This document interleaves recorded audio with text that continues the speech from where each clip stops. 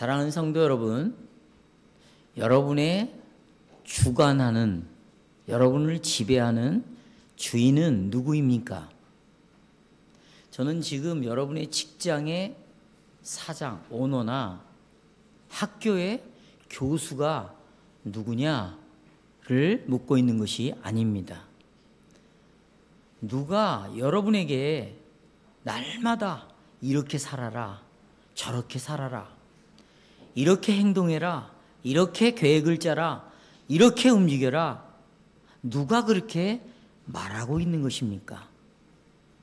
여러분, 우리 위에 높은 자가 있다면, 내 위에 상사가 있다면 우리는 그 사람의 명령에 의해서, 지도에 의해서 날마다 계획을 짜고, 그리고 하루에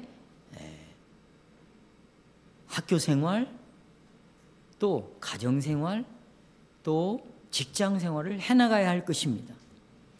우리는 우리가 해야 할 일은 오너에게 명령한 대로 해야 됩니다. 그러나 자기 사업을 가지고 있는 자영업자들은 자기가 자기의 계획을 결정하고 자기가 자기 자신을 인도하겠지요.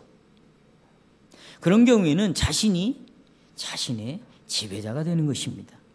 우리들 중 대부분은 다른 사람 밑에 있는 것을 원하지 않습니다. 누구의 명령을 따라 원하는 것을 원하지 않습니다. 그것이 인간의 본성이죠. 그래서 다 스스로 자기의 일을 스스로 주관하는 그런 자가 되기를 다 좋아합니다. 나는 이제 여러분에게 다시 묻겠습니다.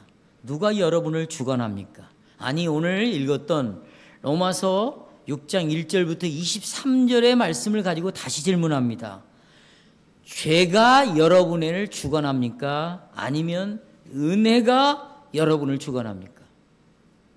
사단이 여러분을 지배합니까? 아니면 하나님께서 여러분을 지배합니까? 우리가 꼭 기억해야 할 것이 있습니다. 항상 언제나 우리를 주관하는 자가 있다는 것입니다. 그 주관자는 죄 아니면 은혜입니다. 사단 아니면 하나님입니다. 누가 여러분의 삶을 조종하고 있습니까? 누구입니까? 우리가 죄로 타락하여 전 인류가 본성적으로 사단을 우리의 주관자로 인정하고 살아갑니다. 그러나 그리스도께서 자기를 위하여 선택한 영혼들을 위하여 죽은 자들은, 그리고 그 예수 그리스도를 믿는 자들은 이제 새로운 주관자가 등장을 했습니다. 그래서 그리스도인들은 자신의 새로운 주관자의 말을 듣기 시작했습니다. 이 사실로 인해 하나님의 백성들은 옛날 주관자로부터 명령을 거부해야 될 책임이 우리에게 부여가 됐습니다.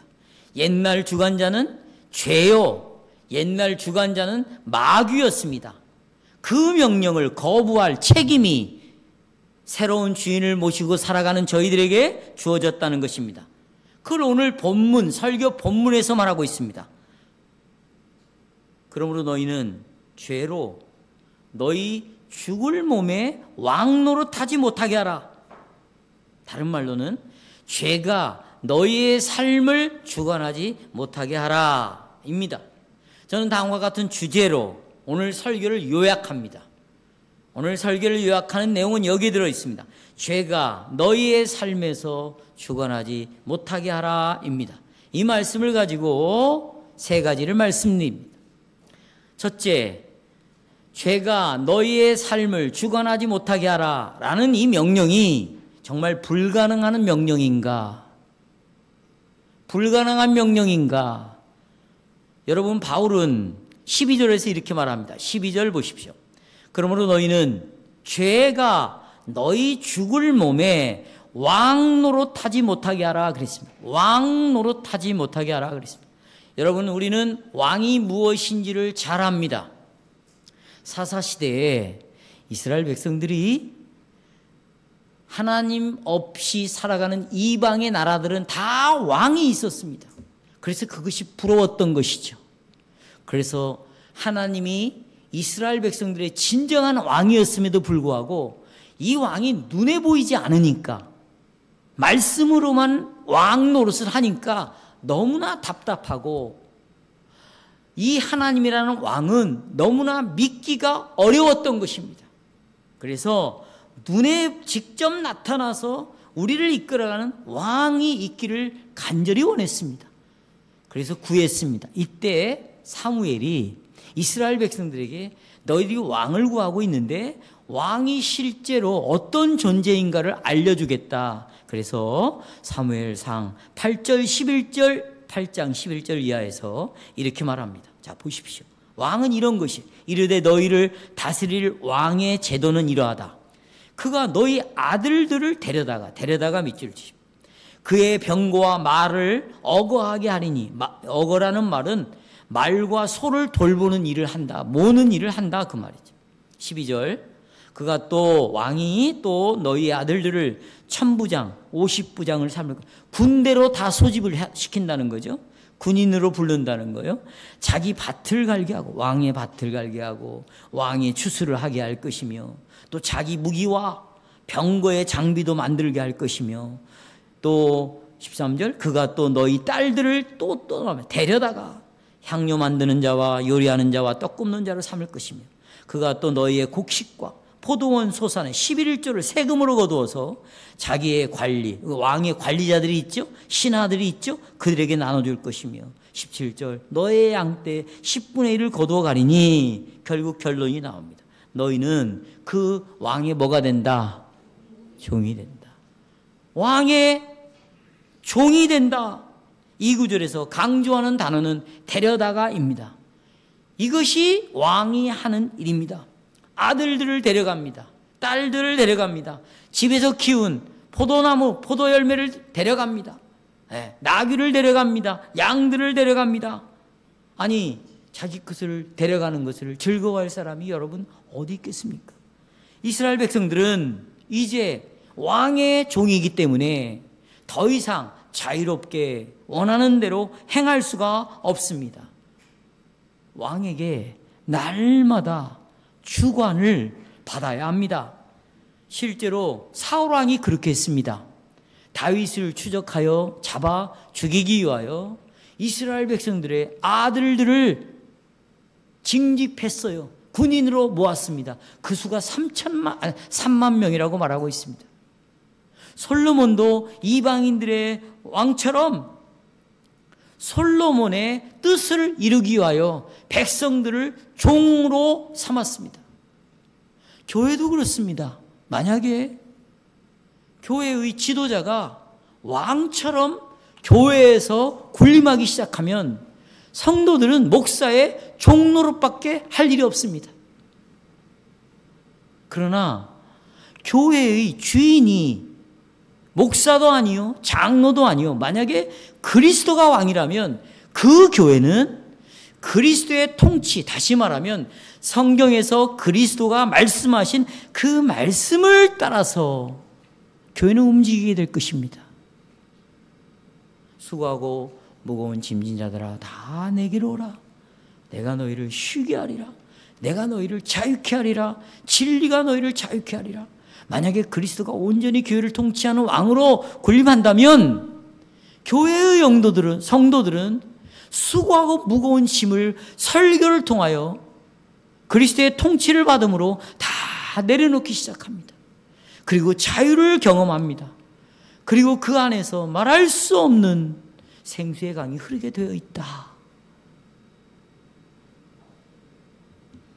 바로 왕의 역할은 이런 것입니다. 로마 보십시오. 로마 교회 성도들에게 황제에 대하여, 왕에 대하여 사도 바울이 로마서 6장에 기록했습니다. 왕. 왜냐하면 로마 백성들은요, 황제에 대해서 너무나 친숙합니다. 황제가 어떤 존재인가를 너무나 잘 알고 있습니다. 그러나 바울은 이 왕의 자리에 사울왕, 솔로몬왕, 아니면 로마의 그 유명한 황제의 이름을 집어넣은 것이 아닙니다. 바울은 이 왕으로서 죄에 대하여 말하고 있습니다. 죄가 바로 왕이라고 말하고 있다. 다시 한번요. 죄가 왕이라고 말하고 있습니다.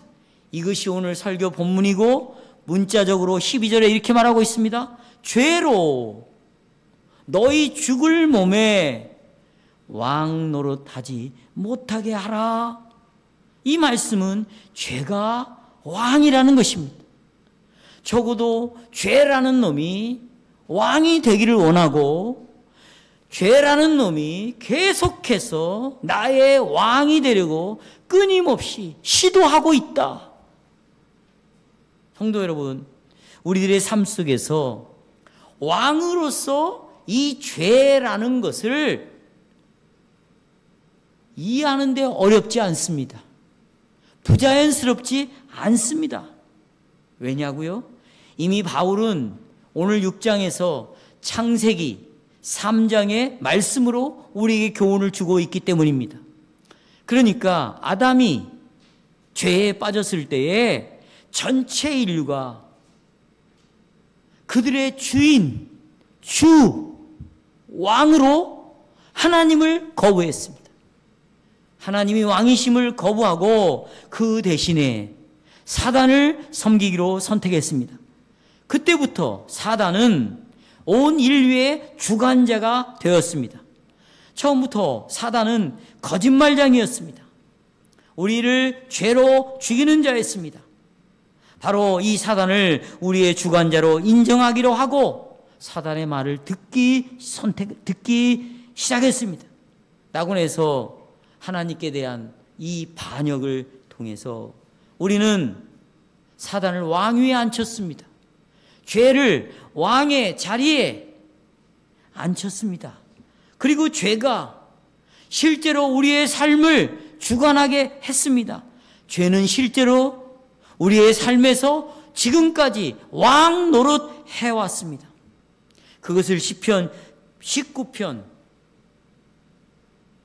우리가 아까 불렀던 찬송에서 이렇게 말합니다. 19편 3절 우리가 아까 19편 6절을 불렀죠?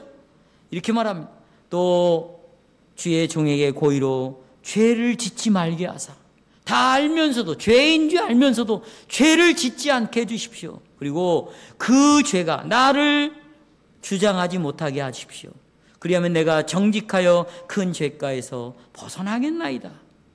시편 119편 133절에서 나의 발걸음을 주의 말씀에 굳게 세우고 어떤 죄악도 나를 주관하지 못하게 하소서 그랬습니다. 또 로마서 5장 21절에서 죄가 왕 노릇하지 못하게 하라라고 말하고 있습니다. 죄가 우리의 왕이다. 왕이다. 지금까지 죄가 사망 안에서 왕 노릇하였다. 아담이 하와가 죄에 빠진 이후부터 우리에게 이렇게 하라, 저렇게 하라, 이런 계획을 짜라, 이런 계획대로 움직여라, 이런 말을 해라, 저런 말을 해라. 우리의 마음을 계속해서 움직이는 것은 바로 죄가 우리를 주관한 것이고 죄가 이 타락한 세상을 지금까지 지배해왔고 지금까지 우리를 다스려왔다. 바울이 로마서 5장에서 말하고 있는 내용입니다. 형제자매 여러분, 실제적인 말로 하면 죄가 왕이라는 사실은 이런 의미입니다. 보십시오. 이런 뜻이에요. 죄가 왕이라는 의미는 사람은요 결코 중립적일 수 없습니다. 중간에 있을 수 없습니다. 사람들은 항상 자기의 행동을 그렇게 하라고 지시하는 무엇인가가 있습니다. 그리고 누군가가 있는 것입니다. 그리고 무엇인가에 의해서 누군가에 의해서 그는 행동하게 되어 있어요. 내가 오늘부터 밥을 한 그릇씩 먹었는데 나는 오늘부터 밥을 3분의 1로 줄여야 되겠다 라고 이런 행동을 할 때는 무엇인가가 있는 것입니다. 누군가가 있는 것입니다. 예를 들자면 누군가가 그렇게 밥을 먹었더니 다이어트에 성공했다. 밥을 그렇게 3분의 1만 먹었더니 혈당이 내려갔다. 누군가가 있는 것입니다. 무엇인가가 있는 것입니다. 그래서 행동하는 것처럼 지금 여러분들이 행동하는 모든 것은 배후에 누군가가 있는 것입니다. 무엇인가가 있는 것입니다. 이게 그러면 누가 여러분을 주관합니까? 누가? 그 무엇인가와 그 누군가는 죄입니다. 사탄이라는 것입니다. 죄가 주관하는 것입니다. 죄가 왕이라는 것입니다. 타락하고 부패한 사람들은 당연히 이 왕에게 듣습니다. 따라갑니다. 왕이 지배하게 되어 있습니다. 그렇다면 나는 여러분에게 묻겠습니다. 누가 여러분을 주관합니까? 사랑하는 성도 여러분, 그 답은 분명합니다. 본성적으로 여기 여러분, 당신, 나의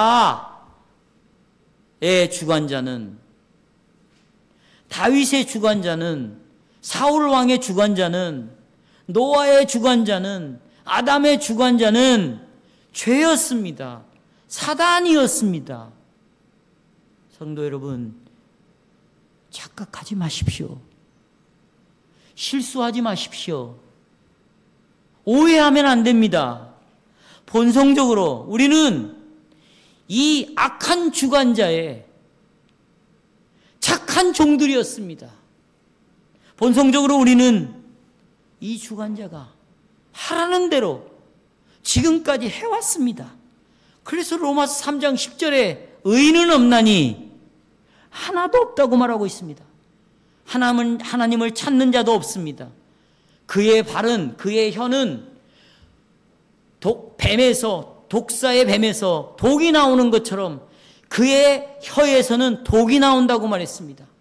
그의 발은 사람을 죽이고 죄를 짓는 데 빠르다고 말했습니다. 그리고 파멸과 고생이 그 길 위에 놓여졌다고 말하고 있습니다. 그러나 오늘 본문에서 사도 바울은 로마교회 성도들에게 죄로 너희 삶 속에서 이 죄가 왕노릇 하지 못하게 하라고 지금 말하고 있습니다. 이 죄라는 왕에게 더 이상 복종하지 않아야 된다고 격려하고 있습니다. 그러니까 로마 교회 성도들은 이 왕을 거부하는 위치에 있다는 것입니다. 죄에게 듣지 말아야 될 위치에 있다는 것입니다. 우리는 의아합니다. 어떻게 이런 것이 가능한가? 어떻게 우리에게 더 이상 이 죄가 네 삶 속에서 왕노릇하지 못하게 하라 라는 것을 우리에게 어떻게 적용할 수 있을까? 우리가 왕으로서 이 죄와 관계를 어떻게 끊을 수 있을까? 이것이 두 번째 설교의 요점입니다. 두 번째 대지를 보십시오. 뭡니까? 불가능하지 않는 이 명령입니다. 형제자매 여러분, 실제로 이 명령이 불가능하지 않다는 사실은 우리 설교 본문의 시작 12절입니다. 뭘로 시작하죠? 그러므로, 따라서 하십시오. 그러므로. 국어 시간에 다 배웠어요. 그러므로는 앞에서 말한 내용을 결론 짓는 아주 중요한 단어다. 그러므로, 여러분도 우리가 대화를 하다가 그러므로라고 말하죠. 설교하다가 정리해서 그러므로라고 말합니다. 이것은 초등학교 1학년들도 다 아는 문법입니다. 이 기초적인 문법을 12절에다가 기록해 놨습니다. 그러니까 12절에 그러므로는 1절부터 1절부터 11절까지 잘 이해를 해야 그거에 대한 결론이 뭔가를 알 수 있습니다. 바울은 무엇에 근거하여서, 뭘 근거로 로마교회 성도들에게 죄로 너희 삶에서 왕 노릇하지 못하게 하라, 이렇게 말할 수 있었습니까? 정말 이 명령은 그렇다면 우리에게도 해당이 되는 말씀입니까? 무엇에 근거하여 이제부터 죄라는 왕이 너를 모든 삶 속에서 지배하지 못하도록, 이 죄의 왕이 너를 다스리지 못하도록 이렇게 명령하고 있는가? 뭐에 근거해서? 그 근거가 1절부터 11절까지 나오고 있습니다. 자, 1절을 보십시오. 이제 하나하나 보겠습니다. 은혜를 더하게 하려고, 은혜를 더 받게 하려고, 내가 은혜를 더 누리게 하려고 죄를 계속 지켰느냐? 상당히 논리적이죠. 바울은 로마서 3장과 4장에서 이렇게 말했습니다. 3장과 4장에서 인간의 선한 행위를 통해서 절대로 우리는 하나님의 은혜를 얻는 것이 아니다. 다시 말하면 율법을 지키는 선행으로 우리가 하나님의 은혜, 구원을 얻는 것이 아닌 것을 분명히 말해줬습니다. 우리가 구원을 얻고 은혜를 얻고 믿음을 갖게 되는 것은 천적으로 하나님의 은혜로 이루어진 것이다 라고 우리에게 말했습니다. 그러면 하나님의 은혜로 구원을 얻었다면 그 은혜가 뭔가? 그게 바로 예수 그리스도라는 것입니다. 이분이 우리를 위하여 화목제물이 되셨습니다. 화목제물. 그래서 우리의 죄값을 대신해서 십자가라는 그 나무에 달려 제물로, 그래서 화목제물인 거예요. 제물로 돌아가셨기 때문에 이제 죄인들인 여러분과 저는 하나님의 심판을 받는 원수가 아니라 하나님의 은혜를 입은 자로서, 사랑을 입은 자로서 하나님의 자녀가 되었다는 것입니다. 하나님께서는 인간의 선행을 보지 않으시고 하나님의 절대적인 기뻐하심을 따라 우리를 사랑하셨기 때문에, 하나님이 세상을 이처럼 사랑하셨기 때문에 하나님께서는 당신과 죄인들 사이에 화평의 다리를 놓았습니다. 그리고 죄라고 불리우는 이 왕, 이 주관자에게 기꺼이 복종했던 수많은 사람들을 하나님과 화목하는 이런 놀라운 은혜를 주셨습니다. 그 결과로 우리는 이제부터 하나님의 영광을 바라고 즐거워한다. 믿음으로 서 있는 은혜의 보좌 앞에 들어간다. 이제 믿음으로 의롭게 되었은즉 하나님과 더불어 뭘 누리자? 화평을 누리자. 우리는 이 놀라운 하나님의 은혜를 오직 믿음으로 받습니다. 뭘로 받아요? 믿음으로. 그런데 이렇게 여러분, 은혜가 우리에게 주어졌다면, 이런 은혜를 입었다면 어떻게 우리가 계속해서 죄 가운데 머물 수 있겠느냐? 이 질문입니다. 만일 하나님께서 우리가 아직 죄인 되었을 때 값없이 은혜롭게 당신과 우리 사이에 화평을 세우셨다면 우리가 어찌 계속해서 죄를 짓고 살 수가 있겠는가? 죄를 계속해서 지음으로, 그래 그 죄를 지을 때마다 나는 이 죄에서 구원받았지, 그리고 하나님의 은혜를 더 경험하게 하겠느냐? 그러니까 죄를 더 지음으로 하나님의 은혜를 더 드러내는 분이냐? 결코 그럴 수 없다는 것입니다. 왜 우리는 은혜를 입은 우리가 계속해서 죄에 머물러 있을 수가 없는가? 죄에 대하여 우리는 죽었기 때문이라는 것입니다. 죄에 대하여 우리는 뭐 했다? 죽었다. 죽을 것이다가 아니라 뭐 했어요? 그래서 5장에서 죄는 왕으로서, 주관자로서 우리에게 말하고 있는데, 5장 21절에 보면 죄가 사망 안에서 왕 노릇했다고 말하고 있는데, 이제는 그 죄에 대하여 우리가 뭐 했다? 죽었다. 성도 여러분, 우리가 보십시오. 여러분, 사람이 죽으면은요, 더 이상 왕을 섬길 수가 없습니다. 왕의 명령을 들을 수가 없어요. 들을 필요도 없어요. 왜요? 죽었는데요. 군대 안 가도 돼요. 죽으면 세금 낼 수가 없습니다. 에? 정부에서 이렇게 해라 저렇게 해라 듣지 않아도 돼요. 왜? 죽었기 때문에. 이제 바울은 2절을 보십시오 할 때만 봐요. 6장 2절에 우리가 죄에 대하여 죽었다라고 말합니다. 그러니까 왕으로서 왕의 역할을 하고 있는 이 죄에 대하여, 죄가 죽은 게 아니에요. 누가 죽었어요? 우리가 죽었다. 만일 우리가 죄에 대하여 죽었다면, 죄라는 이 왕놈이 너 이렇게 살아라, 너 저렇게 살아라 라고 말을 했을 때, 내가 죽었기 때문에, 죄에 대하여 죽었기 때문에 이 죄라는 왕에게 들을 필요가 없다는 얘기입니다. 오늘도 여러분이 예배를 마치고 여러분들은 죄라는 놈이, 야, 너 이렇게 해버려, 너 저렇게 해버려, 너 이렇게 하지 라고 말할 것입니다. 그런데 그 죄라는 왕과의 관계에서 내가 죽었어요. 그러니 죽은 나는 죄의 왕의 말을 들을 이유가 하나도 없는 거죠. 그런데 문제는 뭔지 아세요? 내가 죽었다고 생각을 하지 않는다는 것입니다. 내가 죽었다는 것을 느끼지 못해요. 왜냐? 내 지금 심장이 뛰고 있거든요. 내 피가 흐르고 있거든요. 내가 여전히 호흡하고 있거든요. 그러니 지금 설교자는 죽었다고 말하는데 나는 지금 살아있는데 내가 어떻게 죽었다는 걸 느끼라는 거예요. 그래서 여기서 갈등이 생기는 것입니다.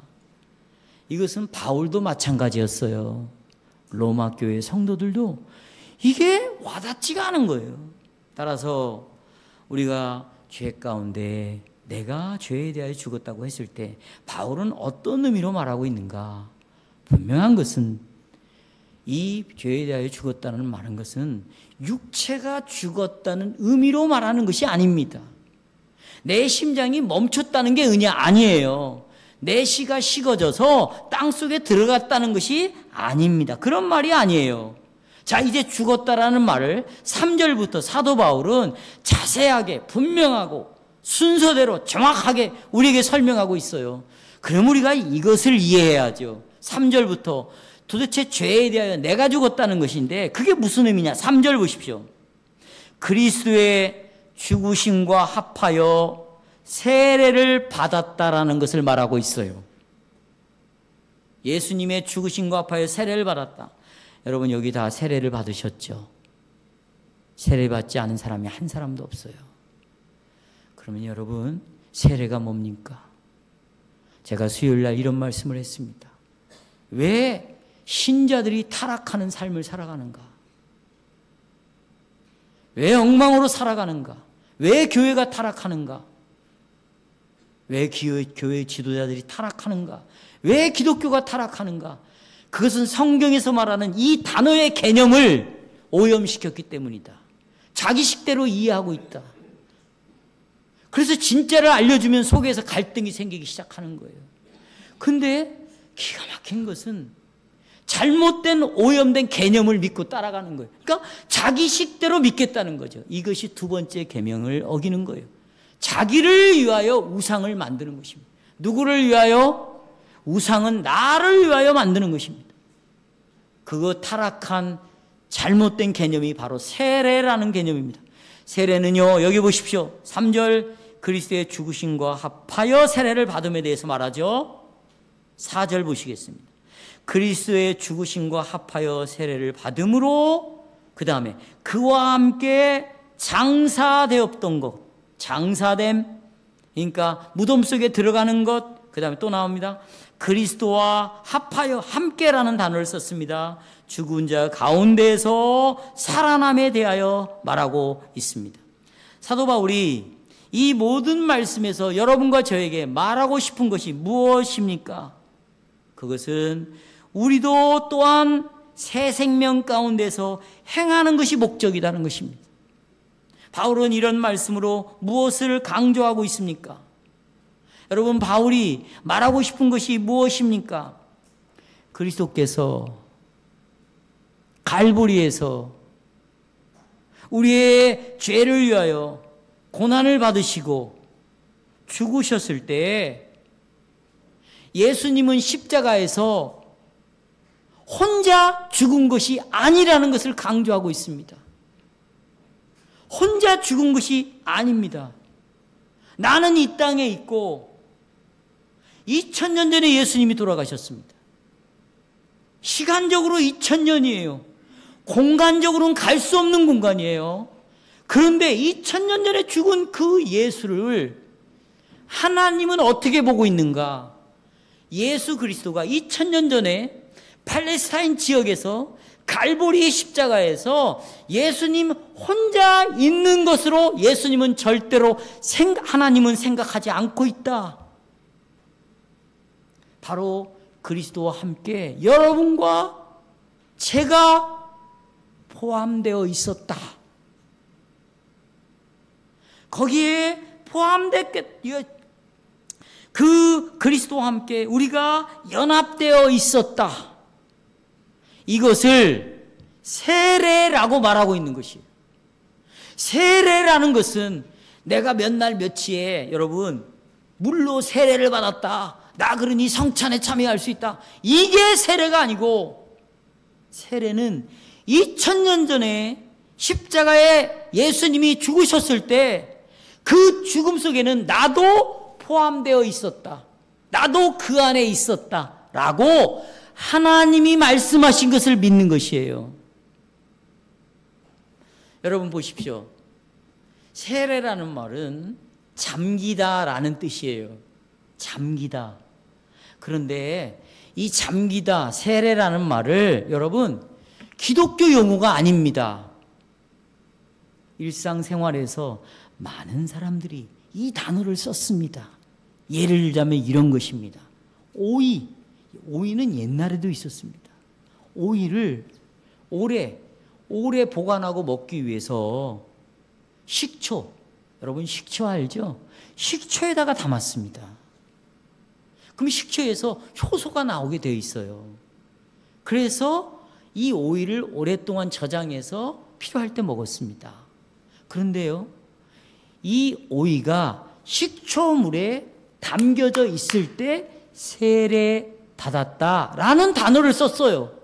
그 단어를 그대로 가지고 오는 것입니다. 예를 들자면 이런 것입니다. 배가 바다에서 세례를 받았다고 말할 때 이 배가 바다 깊은 물속에 잠겨버렸습니다. 그러면 어떤 결과가 생길까요? 바다와 하나가 되는 거예요. 배와 바다는 하나가 되는 것입니다.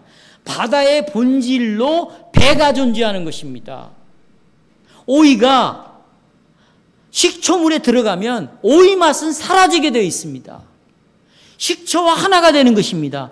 본질적으로 식초로 바꿔지는 것이에요. 새콤달콤해지는 것이죠. 왜냐하면 거기다가 당분도 집어넣었으니까. 오래전부터 그대로부터 그렇게 먹어왔습니다.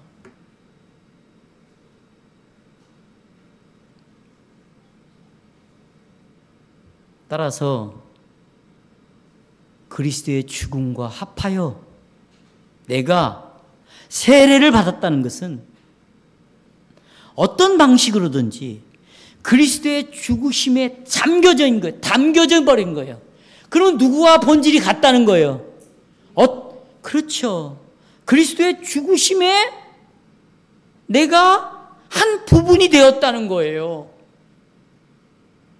죽으심의 한 부분이 되었어요. 그리스도의 죽으심에 내가 포함되었다는 것입니다. 그리스도가 죽을 때 나도 함께 죽었다는 것입니다. 이것이 바울이 말하는 것입니다. 하나님의 작정과 선택에 의해서 여러분과 저는 신자들은 독생자와 연합이 되었습니다.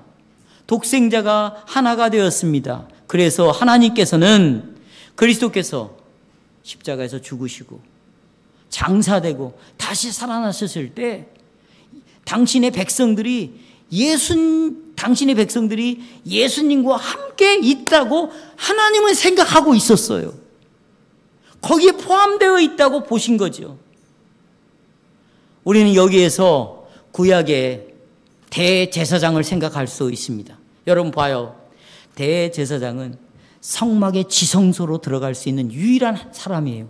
대제사장만 성막의 지성소로 하나님이 임재를 상징으로 나타내는 그곳에 대제사장만 들어갑니다. 근데 혼자 들어가요. 근데 만약에 하나님의 계명을 따라 움직이지 않고 지멋대로 한다, 그러면 그 자리에서 하나님이 죽여버렸어요. 그래서 대제사장은요, 끈을 묶고 들어가는 거예요. 왜냐하면 움직일 때마다 방울이 몸에 달려 있거든요. 방울이 움직일 때마다 백성들이 우리 대제사장이 살아있구나. 근데 이 소리가 나지 않아. 그러면 잡아당기는 것입니다. 대제사장이 하나하나 의식을 행할 때마다 이스라엘 백성들은 하나님께 찬송을 올렸어요. 왜? 대제사장이 하는 가장 중요한 일은 이스라엘 백성들의 죄를 가지고 들어가는 것이에요. 그리고 하나님으로부터 용서의 선포를 받고 나오는 거예요. 그러면 나올 때 이스라엘 백성들이 축복을 선언하는 거예요. 하나님이 너희를 지키시기를 원하며 보호하기를 원한다. 여호와께서 얼굴을 내게로 향하여서 평강 주시기를 원하며 은혜 베푸시기를 원한다. 그걸 선포할 때 이스라엘 백성들은 환호성을 외치는 거예요. 할렐루야, 아멘. 하나님이 우리의 죄를 용서했다. 이렇게 되는 거죠. 근데 대제사장이 지성소에 홀로 들어갑니다. 그러나 모든 이스라엘 백성들은요, 이 대제사장과 함께 대제사장에게 포함되어져서 하나님 앞에 들어가는 것입니다. 대제사장이 이스라엘 백성들을 품에 안고, 다 품에 안고 하나님께 나갑니다. 이스라엘을 품에 안는다는 것, 이스라엘을 포함시킨다는 것은 뭘로 알 수 있는가? 사진을 보여주십시오.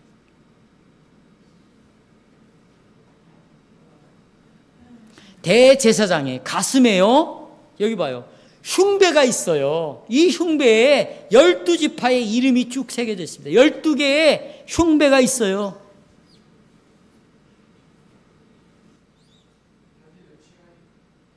그래. 보고 넘어가겠습니다. 이따 편집하시고 한번 보세요. 그러니까 12지파의 흉배를 가지고 들어갈 때, 들어가는 것은 대제사장 혼자 들어가지만 하나님이 볼 때는 이 대제사장 안에 이스라엘 전체의 백성을 포함하고 연합시켜서 가고 있다. 여러분 이해하시겠어요? 근데 하나님께서는 예수님을 뭐라고 말해요?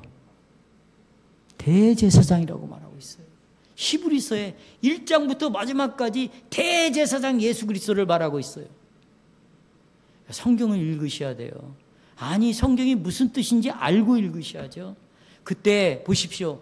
대제사장이신 예수 그리스도께서는 혼자 십자가에 달렸어요. 그런데 하나님이 보시는 것은 예수님만 보신 것이 아니었다는 거예요. 그 안에 여러분과 저를 포함해서 하나님은 보고 계셨습니다.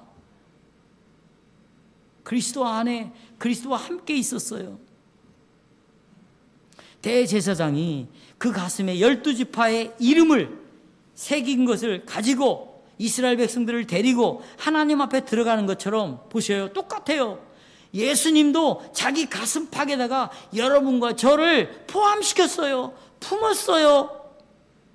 그리고 십자가에서 죽었어요. 그때 여러분도 죽었다는 거예요.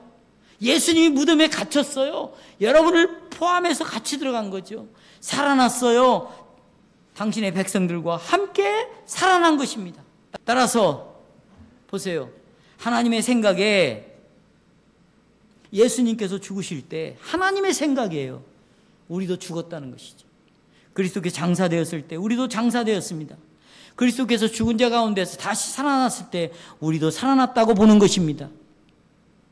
우리의 죽음과 장사됨에 대한 바울의 가르침은 육체적인 죽음을 말하는 것이 아닌 거예요. 그리스도께서 무덤 속에 누워 계신 것에 대해서 말을 할 때, 그리스도께서 다시 살아나신 것에 대해서 말할 때 바로 여러분과 나도 그리스도와 연합해서 함께 장사되고 죽었다. 그런데 육체가 죽은 게 아니라니까요. 예수님이 여러분 뭐 때문에 죽었습니까? 죄를 이기기 위하여 죽었습니다. 죄값으로 죽었습니다. 마귀로부터 여러분을 건져내기 위해서 죽었습니다.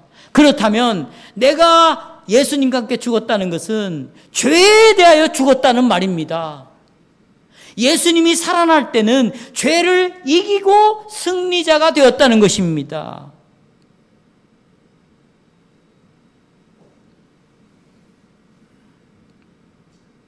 그렇습니다, 성도 여러분.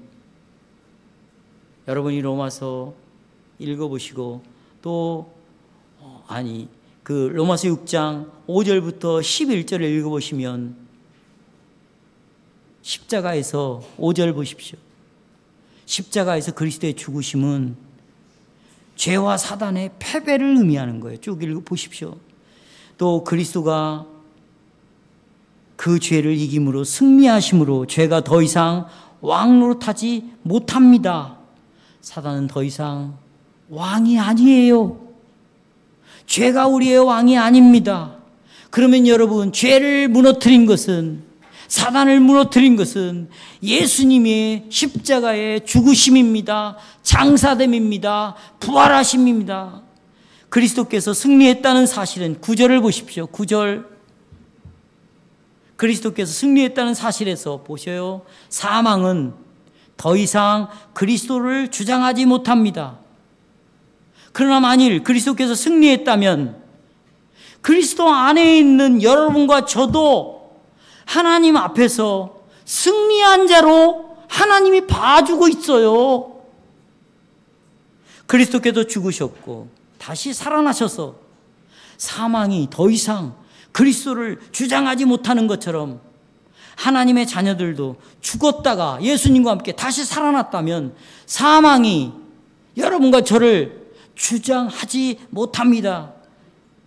만일 사망이 우리를 주장하지 못한다면 죄도, 사망의 왕이 누군가예요? 마귀예요. 마귀도 우리를 주장하지 못한다면 죄도 우리를 주장하지 못합니다. 그리고 11절에 이렇게 말합니다. 다 같이 읽겠습니다. 11절 시작. 이와 같이 너희도 너희 자신을 죄에 대하여 뭔 자요? 죽은 자요. 그리스도 예수 안에서 누구에 대하여? 어떤 자로? 산 자로 뭐 할지어다? 여길지어다. 그러니까 믿음은 뭡니까? 아, 내 자신이 죄에 대하여 죽었구나. 이걸 여겨야죠. 왜냐하면 왜? 하나님도 나를 보고 너는 죄에 대하여 죽은 자로 내가 여기고 있어. 그렇다면 나도 나를 죄에 대하여 죽은 자로 여겨야죠. 여러분은 예수님과 함께 죽었습니다. 그래서 죄가 여러분에게 이렇게 해라 저렇게 해라 말을 해도 유혹을 해도 나는 죽었기 때문에 그 말을 들을 수가 없는 것입니다. 그렇습니다. 여러분, 죄에 대하여 죽었습니다. 그러나 이걸로 끝난 것이 아니에요.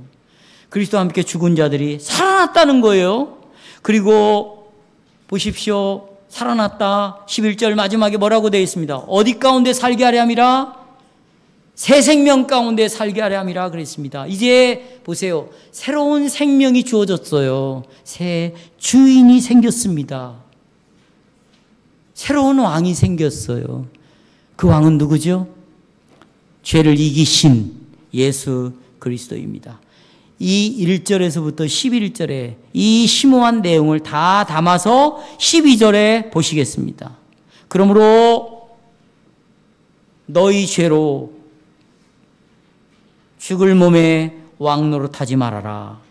우리가 실제로 죄라고 불리는 이 왕의 명령을 거부하는 위치에 놓여져 있습니다. 하나님께서는 다시 반복합니다.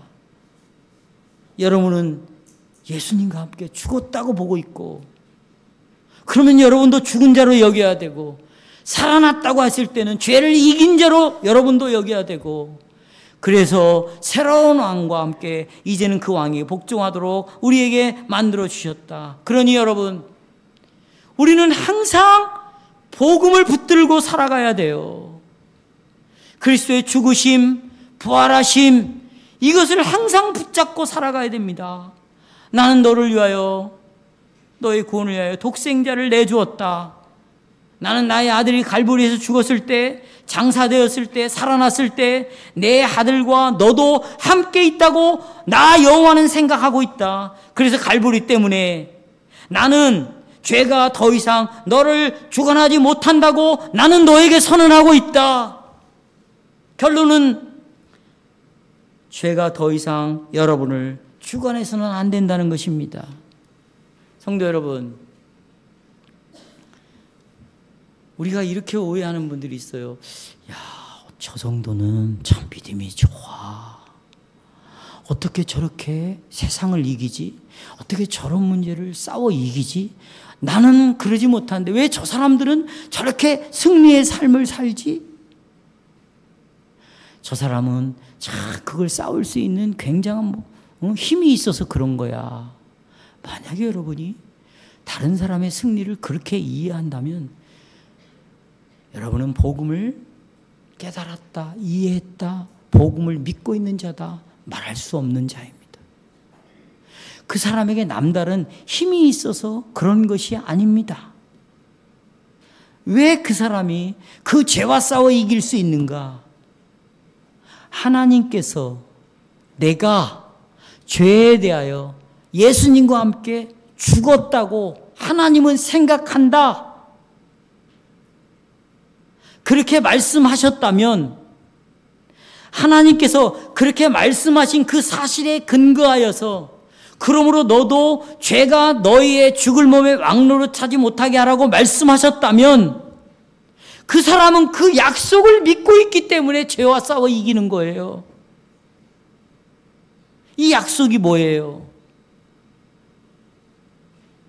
죄인들을 하나님의 자녀로 삼아주셨어요. 그들을 죄와 함께 죽은 자로 봐주고 있어요. 죄와 함께 살아났다고 봐주고 있어요. 그런 자들은 바로 하나님이 힘을 주실 것이라는 것이고, 죄라고 불리는 왕의 명령을 무시할, 내가 그걸 이길 수 있는 힘을 주실 것이라고 약속을 했어요. 그 내용이 세 번째 대지에 나오는 거예요. 보십시오.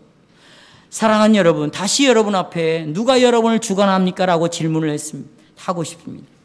저는 처음에 서론에 그렇게 시작했습니다. 이제 로마교회 성도들, 여러분과 저를 주관하는 자가 누구인가? 하나님의 답을 들었습니다. 하나님께서는 무가치한 자들에게 그리스도 안에서 값없이 주시는 은혜의 복음을 가지고 오셨습니다. 그들이 예수 그리스도 안에서 값없이 주시는 그 구원의 은혜의 복음에 대하여 유일하게 이제 반응해야 되는 거예요. 예수 그리스도에게 반응을 해야 됩니다. 다시 말하면 이 은혜에 들은 말씀을 믿어야 됩니다. 그러므로 그들을 의롭게 여기셨다고 말하고 있습니다. 그 말씀이 뭡니까? 복음이 뭡니까? 반응해야 될 복음이 뭐죠? 하나님께서 그리스도와 합하여 너 죽게 만들었다. 너는 죽었다.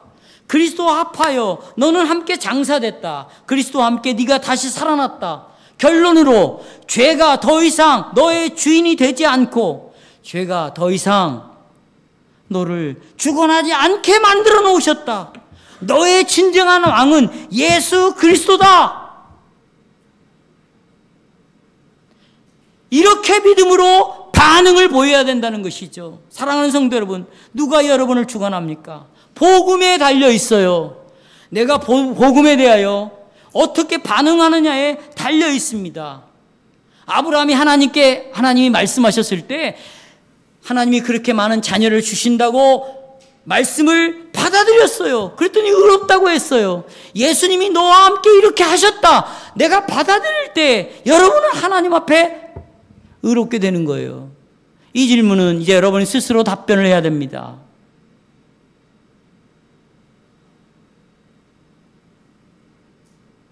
성도 여러분, 내가 이렇게 믿음을 반응을 해서 나는 죄에 대하여 실제로 죽었구나. 이걸 믿음으로 받아들여서 내 삶의 현실 속에 살아가면 결과가 따라오게 되어 있어요. 반드시.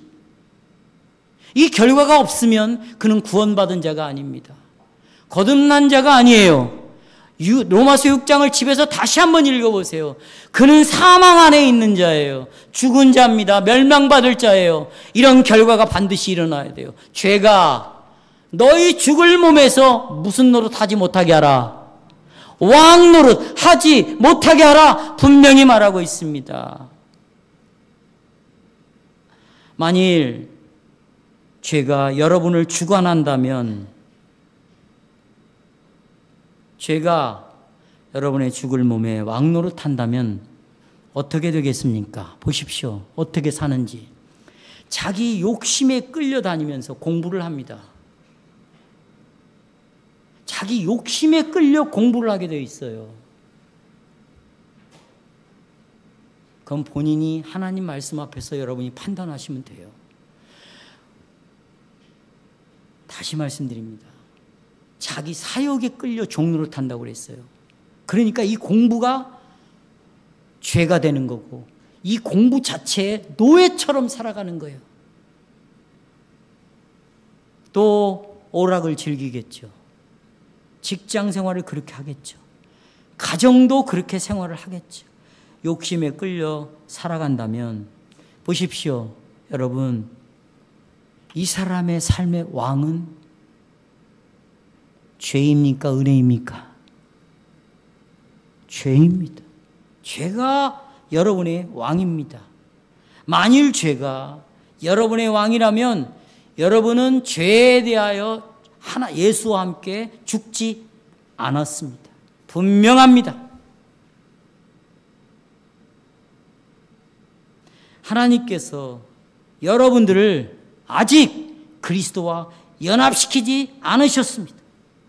만일 하나님께서 여러분을 그리스도와 연합하게 하지 않으셨다면 왜 나는 그리스도와 연합되지 않은 자인가? 이게 중요하죠.